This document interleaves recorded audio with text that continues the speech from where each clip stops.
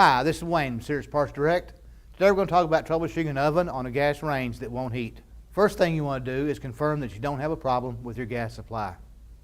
If your surface burners are working, then you know your oven should be getting gas as well. If the burner isn't working, check your gas supply cutoff valve to make sure that it's open. If it is open and you're not getting gas, then you're going to need to contact your gas supplier to figure out what's wrong. Some ranges have a service cutoff valve on the pressure regulator that shuts off the gas supply to the oven and not the surface burners. If your range has one, make sure that surface valve is open. The next thing we'll check is the oven burner igniter. Pull the bottom panel out of your cold oven. Start the oven and see if the igniter glows. If the igniter glows, you may be convinced that it's working and want to replace the safety gas valve. But the safety gas valve rarely fails. The igniter can glow but not get hot enough to open the safety gas valve. In fact, this is the most frequent failure when an oven burner won't ignite, even though the igniter is glowing bright. Replacing the igniter in this situation usually fixes the problem. If you're uncertain whether your glowing igniter has failed, you can have a trained service technician check the amp draw through the igniter circuit. Now, what do you do if your igniter wasn't glowing? For these checks, we'll need to use a multimeter.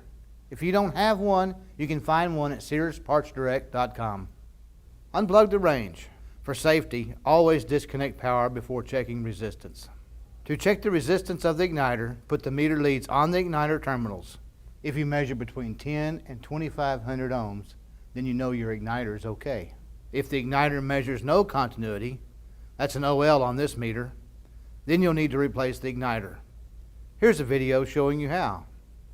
Next, check resistance on the safety gas valve.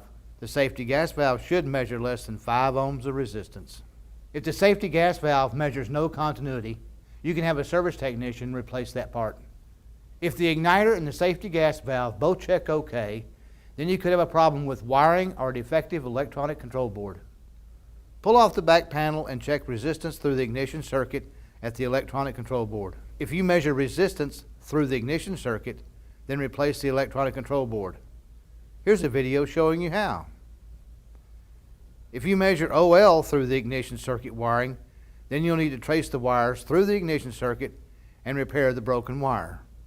Click here to learn more about repairing wires.